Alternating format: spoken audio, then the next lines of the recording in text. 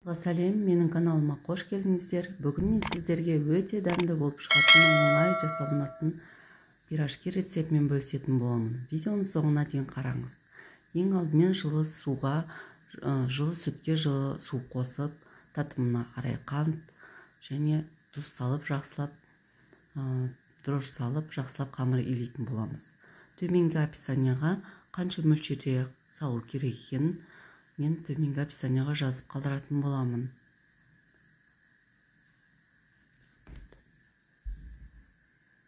Сонымен қатар менің каналымның алға қарай жылжуына өз үлестеріңізді қоса кетіңіздер. Видео ұнаса достарыңызбен бөлісіп қойыңыз.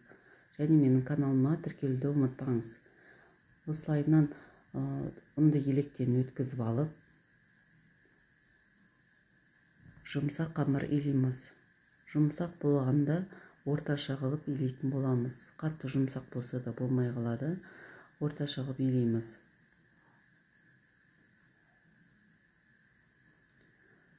Илеп болған соң қамырымызды көтерілгенше 1 сағатқа жылы орап қоямыз.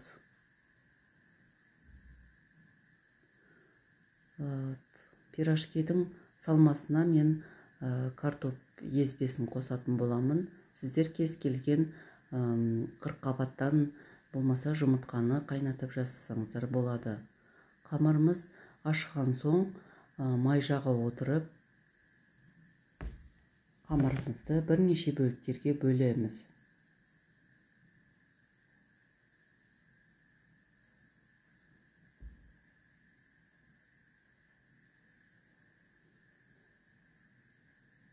Бірнеше бөліктерге бөлген соң қамырымызды жайлап жайып, ортасына салмасын салып пісіретін боламыз. Пешімізді алдын ала қыздырып қоямыз. Әркімнің пеші әртүрлі пісетін болған соң, өз қалауларыңызша пештің пісірілу уақытысын қоясыздар. Мен 200 градуста 15 минут 20 минут аралығында пісіріп алатын боламын. Жасалу жолы өте оңай, өте жеңіл.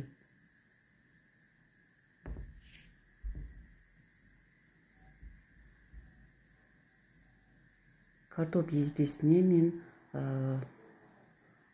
пиязды қуырып салдым. Сонда дәмі әдемі болады, дәмді болады. Енді пергамент қағазын төсей отырып, противенге бетіне жұмыртқаның сарысын жағамыз.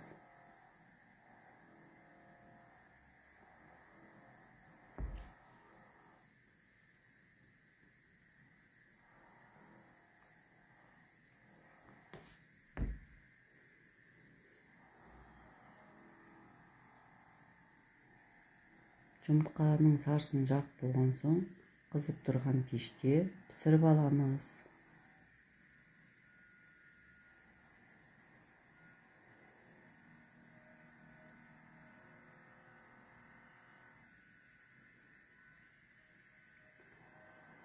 Біздің пирожкилеріміз дайын болды. Баршаңызға ас болсын.